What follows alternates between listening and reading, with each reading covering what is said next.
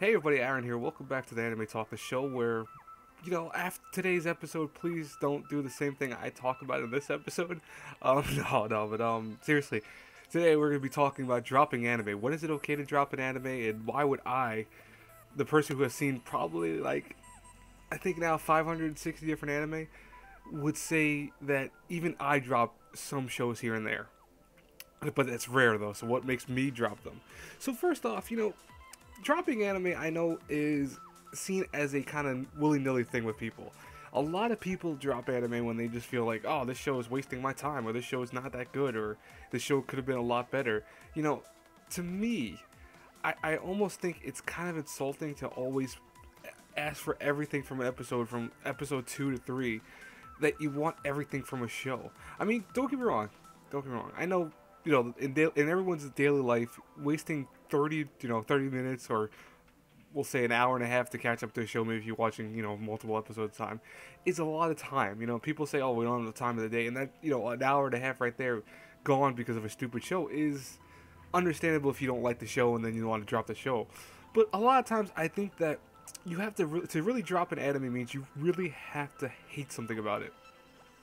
A lot of times anime in general does not have the capacity to be amazing every single episode. Don't get me wrong, there are some shows that have every single episode being amazing, but just like regular TV shows, like in the Western audiences and more so in shows of like real life action shows, you're always going to have those moments where things have to be slowed down to understand fully, to more so explain story details and explain characters a little bit and their background stories.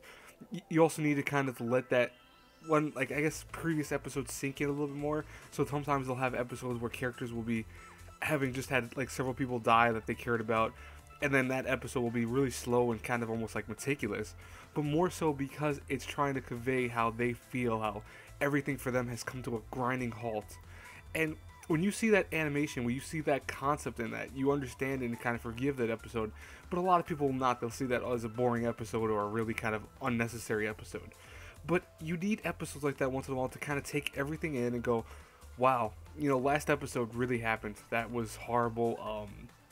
You can kind of analyze in your head. You could be like, well, so who's the bad guys here? Who's the good guys? What is going on fully? Now, I also understand that having multiple episodes do this is a bad thing. You don't want any show to have 50 episodes focused on really boring stuff. I mean, it's understandable that if you drop a show after 10 episodes of something that bores the crap out of you, hey, listen, it's really understandable. Why would you watch a show now encroaching on maybe 5 hours or 4 hours worth of material, and you're watching it and you're going, wow, this is really bad. Why am I still watching this? That's a little more forgivable. Personally, I think dropping anime is okay only if one of three things have happened. One, if you have actually watched the show up to a certain amount of episodes, I'll be honest with you guys and girls, I do not think you should drop a show right after the first episode. I mean, I know you can probably figure out if you're gonna like the show or not, but to me, I think you need to give the show at least a few episodes, at least 3 episodes, to really kind of get into the show and figure out how you're gonna feel about the show. Now, it might sound hypocritical because I always say that, I always give shows 5 episodes at least, but I think normal people, for me, 5 episodes is a good point to figure out if I'm gonna like a show or even give it the rest of the time of day. Usually the answer is yes. Very rarely it's no, but giving it 3 episodes allows one of two things to happen. First off, usually by the first 2 episodes, most of the characters, if not all of them, have been revealed. Case in point, for example, Mayogi or Mayogi. I can never pronounce that anime correctly. I know people give me crap about it. I know my friends are gonna give me crap about it if they listen to this. The Lost Village.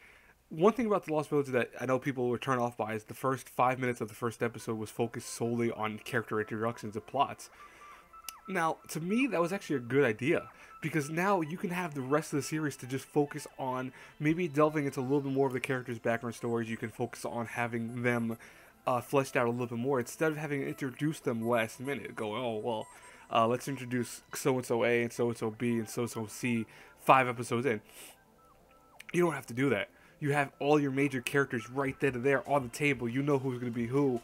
You know who has what issues already, kind of. And you can kind of see where the show is going to go with those characters. By the episode 2 or 3, though, what typically should happen from there is one of two things also. One, it should be either A, the story is explained a little more, or two, the characters are kind of put into the predicament that they're going to be facing for the rest of the show. So even like romance stories, for example, romance stories have characters that will have love triangles or have unrequited love. You will have that very early on. You will not have that 5 episodes or 6 episodes later. You will have that set off in the beginning, because this way you know, oh, okay, this is what's the main point of the story, is that they have this love triangle thing going on, and you know, main character A likes main character B, but main character C likes main character A. You get that. But finally, by episode 3, and this typically is every single anime. This is why I say it's okay to dislike an anime after episode 3. You should also have the enemies, or at least some semblance of enemies, already also on the table. So in shows that have action, or in shows that have supernatural concepts or whatever, usually by now you have the enemies put into play. Now, I know that you're not going to have every single enemy put into play. It's not like they're going to have the main intros of every single enemy right off the bat. But you should have at least several of the enemies figured out who's who. So, oh, this guy's going to be a bad guy, this guy's going to be a bad guy, this guy's going to be a bad guy. You know who's going to be on the kind of receiving end of the good guy. This is what I say makes a successful anime, because the concept is now you have the story told, you have the characters introduced, you have what the problem is going to be facing for the characters, both sides. And then every other episode from there is going to be based on action or based on storytelling or whatever. That's a whole different story and a whole different ballpark. You can actually then review things based off of that. But those first 3 episodes are really important, because they are what sets the foundation, the base of the anime. You need those 3 episodes. For me, I give a show 5 episodes, not because, you know, I'm going against what I'm saying to you guys, but 5 episodes, I typically also give a show that's usually the halfway point or close to the halfway point. You know, 6 episodes usually is also my kind of thing, but 5 episodes for me is always a good midpoint, because you'll already start seeing what exactly the show's root's going to take. So by now, you already have all the characters, you have all the stuff I just explained out of the way. Now you have some of the action, you have some of the concepts, and how the characters are receiving certain things on the end of their, I want to say, their end of whatever goal they're trying to get. You have their characters already now presented in play. So you by now are seeing the kind of fruit of all that, you know, what characters are fighting who, you know, where's the action taking place, where's the romance taking place, etc. You have that all by episode 5. Now, for me, what makes me drop a series is one of 3 things. Again, I'm trying to think of how exactly to explain this. The very first one is that I dislike the characters. Now, for me, you know, I love characters. I love character concepts and character profiles and how characters are introduced in a story. There has to be at least, if you have a, for example, even a harem story, you have to, story, story.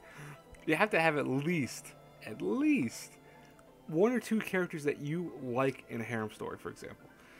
You have to have in a romance or an action sequence, you have to have at least 2 characters there. You need to have some characters that draw you and hook you into a show beyond the story.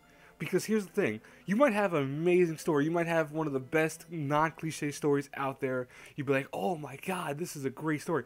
But if your characters in that world are not up to par with your story, they're going to fall flat. That whole show is going to be horrible, you're going to be bored of it, it's going to be terrible. You need the characters to be in that world to be as good as the story. Second thing that makes me drop a series, the cliche factor. Now for me, cliches exist everywhere. There's no escaping cliche in anime. It's unavoidable at this point in the world. But you could still avoid a lot of cliches that typically happen in anime. And the way you do them is by making them twisted a little bit. So, for example, I'm just going to give a good example of this. In harem stories, usually the characters are, you know, always vying for the main character's affections and all that stuff. And the main character is usually oblivious to it, or he doesn't really know who he's going to choose in it. A show that went against the kind of status quo was Shuffle, for example. Shuffle had it where the main character dated kind of 2 girls on that show. 3 if you think about it. But more so, he dated them and he kind of figured out who he liked out of the group. So what happened essentially was you didn't have all these girls, you know, just shooting for his emotions, and he didn't really give it back any. He actually gave back his feelings towards certain characters and fell in love with one of them by the end of the show. That right there is going against the cliche effect. You're going against the wave that is usually typically, oh, this is going to happen, this is going to happen. finally, very important, finally, can I really like this show beyond 3 to 4 episodes?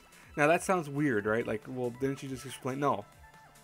There are shows that, despite even when they have all this greatness to them, they might have great visuals, they might have good storytelling and all this. There might be times where you yourself might not really be emotionally invested into a show. When that happens, you don't like the show, and it's almost unfair if you're a reviewer to review a show you did not like. There are several shows that I've disliked, but there are also several that I've dropped. Like, for example, Shattered Angels. Shattered Angels is to me, a horrible show. Desert Punk is another one that I hate. But the thing is that Desert Punk is still well received by a lot of people. A lot of people did like Desert Punk, and a lot of people liked Shattered Angels for what it was. I did not.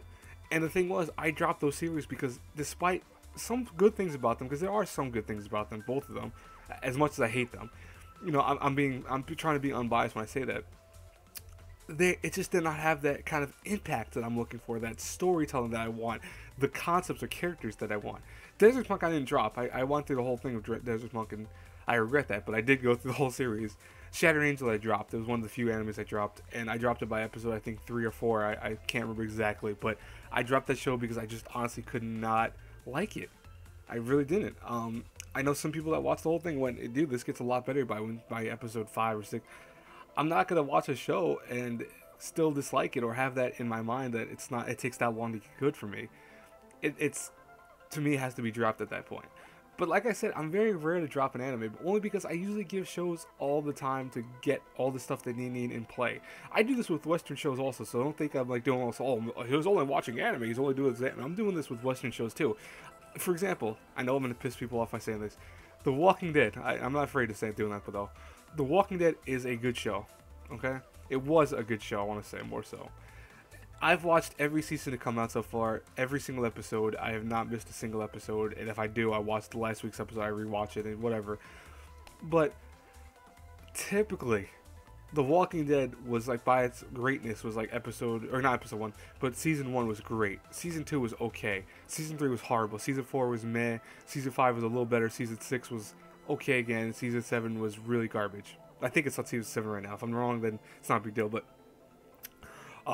that show is horrible to me. I watch it only because I think at this point I've invested so much time and patience to do it that I can't really kind of pull myself away from it. But shows like that, I will watch all the way to completion. Another show I dropped, though, Supernatural. I dropped after like 5 seasons, I think it was. And you gotta think about it in retrospect. Each of those are 1 hour episodes. I mean, 45 minutes if you really think about it. But anime is like 20 episodes, 20 minutes, excuse me. So for a 13 episode series, Western shows I give more carte blanche to being longer and usually typically will watch for a long amount of time. But so I don't want to hear anyone say, oh, you only do that with the anime and all that. No, I watch anime to completion, but I also watch a lot of Western shows like that to completion as well. But is it okay to drop an anime? Yeah, it's perfectly fine. I don't give people crap for dropping it. I will ask you, like, if people tell me, well, I dropped this and this, I'm like, why? Did you watch up to this episode? I'll ask them questions about it. But there's nothing wrong with it. There's nothing, like, oh, you're breaking the law by doing it. Listen, you don't like a show, you just like the show. How can I say that's anything else? But I feel that give it a chance a little bit. Give it maybe 3 episodes into it, review it, think in your head how you feel about it. That's my take on this, though. Anyways, guys, if you agree or disagree with me, please put in the comments below how you feel. As always, guys, thanks for listening and watching. Well, more so listening because you're not really watching anything. And as always, until I talk to you guys next anime talk, which probably is Friday. Yeah, probably Friday because it's coming out Monday, I think. I'll talk to you all later. Have a great day, everyone. Bye-bye.